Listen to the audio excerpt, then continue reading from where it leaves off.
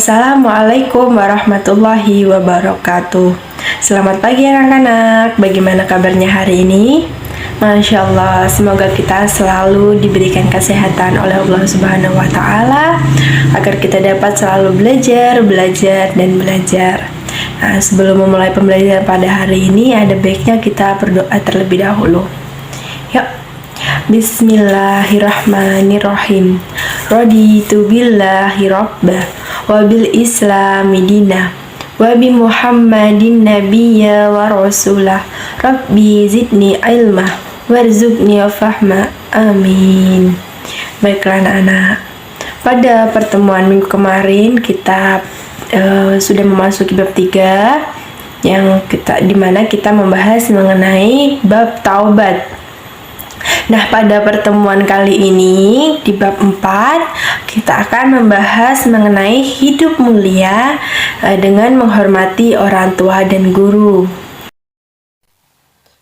Nah, anak-anak, adapun tujuan pembelajaran kita pada hari ini yaitu Ibu harap yang pertama anak-anak dapat meyakini kemuliaan berbakti kepada orang tua dan guru sebagai perintah agama Islam. Lalu yang kedua, anak-anak dapat membiasakan sikap patuh dan santun kepada orang tua dan guru ke dalam kehidupan sehari-hari. Lalu yang ketiga, Ibu harap anak-anak dapat menelaah dalil tentang perintah berbakti kepada orang tua dan guru. Lalu yang berikutnya, anak-anak dapat merinci adab berbakti kepada orang tua dan guru. Lalu berikutnya, Ibu harap anak-anak dapat menguraikan keutamaan berbakti pada orang tua dan guru. Lalu yang terakhir, Ibu harap anak-anak dapat mendiskusikan hasil analisis tentang keutamaan dan adab berbakti kepada orang tua dan guru berdasarkan dalil dan para ulama. Nah, sebelum Ibu menjelaskan lebih lanjut mengenai menghormati orang tua dan guru, anak-anak silahkan menyimak 2 video yang Ibu tayangkan. Seorang anak berinisial RS 23 tahun membunuh ibu kandungnya di kontrakan di Kelurahan Mertasinga, Cilacap, Jawa Tengah.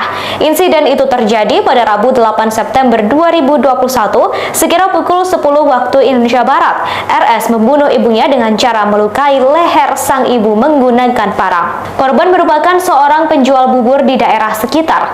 Ia ditemukan tewas bersimbah darah di depan pintu kontrakannya. Insiden tersebut dibenarkan oleh Kasat Reskrim Polres Cilacap AKP Rifield Konstantian Baba. Dikutip dari tribunjateng.com Rabu 8 September 2021, diduga RS tega membunuh ibu kandungnya lantaran korban menolak membelikan sepeda motor.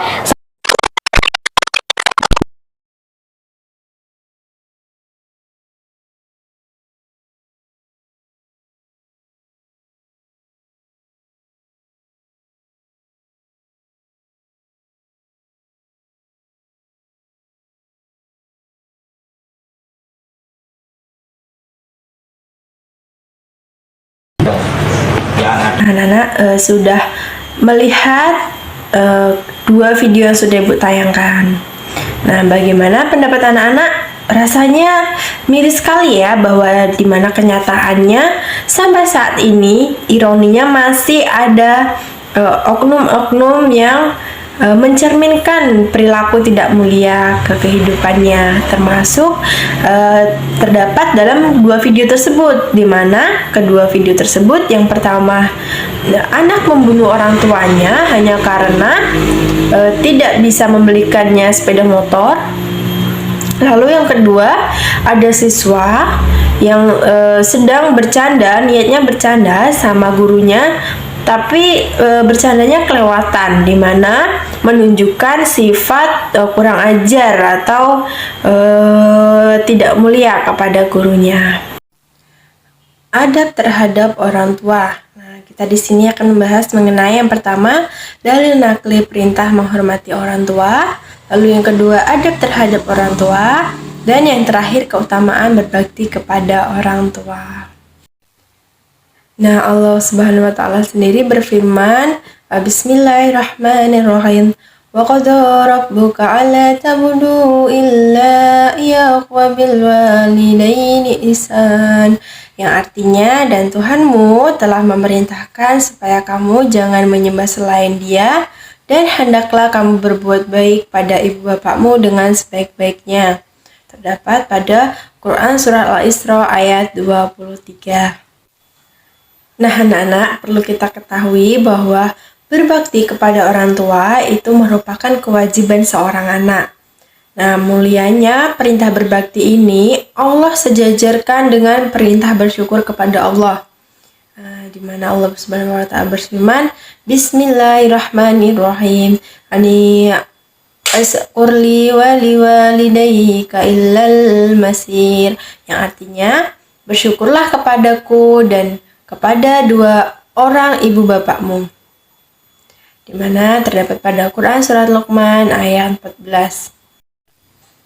Nah, dari ayat yang sudah Ibu bacakan tadi, kita menjadi timbul pertanyaan, mengapa sih Allah Subhanahu wa taala itu memerintahkan kepada manusia agar berbuat baik kepada kedua orang tuanya?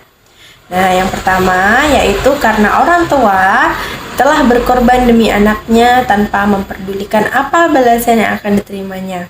Lalu yang kedua, kasih sayang orang tua kepada kita, anaknya itu tiada taranya. Lalu yang ketiga, karena anak adalah belahan jiwa ibu dan bapaknya, terutama ibu. Nah, lalu bagaimana sih cara kita agar dapat berbakti kepada kedua orang tua kita? Ya, yang pertama yaitu tunduk dan patuh. Apabila disuruh-suruh, tidak malas, segera mengerjakan apa yang diperintahkan, selalu nurut. Lalu yang kedua yaitu dilarang berkata kasar. Kalau disuruh beli gula, nah itu tidak boleh ya, itu termasuk kata kasar. Kalau disuruh melontarkan kata kasar tidak boleh. Lalu yang ketiga yaitu berbuat baik. Nah, sekali-kali kita pijetin kaki kedua orang tua kita selagi mereka pulang kerja, selagi mereka menyantai, menghilangkan penat, kita boleh memijiti mereka, membantu mereka ya. Lalu yang berikutnya yaitu berusaha menyenangkan orang tua dan menghindari hal-hal yang menyusahkan hati kedua orang tua. Nah, seperti di video tadi, ada anak yang meminta motor, padahal motor harganya tidak murah ya, sedangkan ibunya belum mampu untuk membelikannya motor. Nah, itu termasuk menyusahkan hati kedua orang tua. Lalu yang berikutnya yaitu tidak durhaka kepada kedua orang tua, yaitu ibu dan bapak. Nah, tidak boleh ya kalau kita dibilangin tapi kita malah marah, kita tidak terima dinasehatin. Itu juga termasuk dari bentuk perilaku durhaka. Kita bohong kepada orang tua, itu juga termasuk perilaku durhaka. Lalu kita harus santun kepada orang tua. Kita tidak boleh ya kurang ajar. Kalau dinasehati kita tidak menjawab, kita menerima, lewat di depan dia kita menunduk, kita selalu menghormati, kita tidak berbicara kasar, kita tidak berbicara yang tidak sopan ya. Lalu yang terakhir, senantiasa mendoakan kedua orang tua kita, baik yang masih hidup maupun yang sudah meninggal, seperti doa Allahumma firli wali walidayya warhamhuma kama rabbayani shaghira. Itu juga kedua untuk orang tua kita. Nah, Allah sendiri menjanjikan apabila terdapat orang yang ikhlas dalam berbakti kepada orang tuanya, Allah akan memberi pahala yang besar. Pahala besar apa saja sih yang Allah berikan? Nah, yang pertama itu dibukakannya 2 pintu surga. Masya Allah, sangat mulia ya. Lalu yang berikutnya yaitu berbakti kepada orang tua itu merupakan hal yang lebih utama daripada berjihad di jalan Allah. Jadi sangat tinggi ya kedudukan berbakti kepada orang tua ini. Lalu yang ketiga yaitu ridho Allah itu ada di ridho orang tua. Nah, anak-anak sekalian pernah nggak tidak diizinkan keluar rumah misalnya, terus anak-anak tiba-tiba kecelakaan? Nah, itu karena Allah tidak ridho, karena sebenarnya orang tua kita itu tidak ridho, jadi Allah juga tidak ikut ridho seperti itu. Nah, murka Allah itu juga ada di dalam murka orang tua. Nah, karena orang tua tidak mengizinkan, jadi Allah kasih kita jatuh seperti itu. Lalu yang berikutnya yaitu dimudahkan rezekinya. Jadi semakin kita memuliakan orang tua, semakin lancar pula rezekinya. Begitupun sebaliknya, apabila kita pelit, rezeki kita juga akan semakin sempit. Lalu yang terakhir yaitu dimudahkan segala urusannya, baik urusan dunia maupun urusan di akhirat. Masya Allah, mulia sekali ya. Nah, Allah Subhanahu wa Ta'ala berfirman, Bismillahirrahmanirrahim. Laisa minna man lam yujrillah kabiran wa yarham safiran wa ya'rif li'alimin. Sadaqallahul adzim. Artinya, tidak termasuk golongan kami orang yang tidak memuliakan yang lebih tua dan menyayangi yang lebih muda, serta yang tidak mengerti hak orang yang berilmu agar diutamakan pandangannya. Terdapat dalam hadis riwayat Ahmad. Nah, mengapa sih kita harus hormat kepada guru kita? Nah, yang pertama karena guru adalah orang yang banyak berjasa kepada kita. Lalu, yang kedua karena guru merupakan orang tua kedua kita. Nah, jadi kalau kita di rumah, orang tua kita ya ibu bapak kita. Kalau kita di sekolah, orang tua kita ya guru. Nah, karena memang tugasnya guru itu sebenarnya hampir sama seperti orang tua, yaitu mendidik anak-anaknya. Lalu yang ketiga, guru itu yang telah membuat kita dari yang belum tahu menjadi tahu. Nah, guru adalah transfer ilmu. Nah, lalu yang terakhir yaitu tanpa guru kita itu akan buta. Nah, lalu bagaimana sih cara kita untuk dapat menghargai dan menghormati guru kita? Yang pertama, jika bertemu dengan guru, ucapkanlah salam. Nah, boleh tersenyum, salam, disapa gurunya yang ramah ya. Lalu yang kedua yaitu husnuzon pada apapun yang dilakukan guru. Nah, kita tidak boleh selalu berburuk sangka, kita tidak boleh bersuuzon tentang apa yang dilakukan oleh guru. Lalu yang berikutnya yaitu memperhatikan dengan wajah menyenangkan dan penuh semangat saat guru memberikan pelajaran.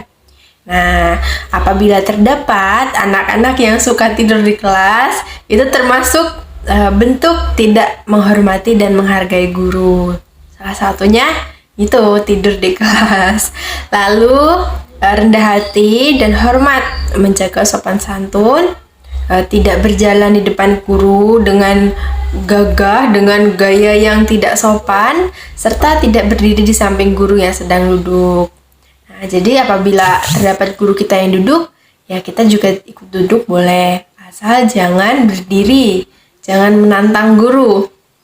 Nah, lalu yang berikutnya yaitu menaati perintahnya selama perintah itu tidak bertentangan dengan ajaran agama. Jadi anak-anak harus bisa menilai juga,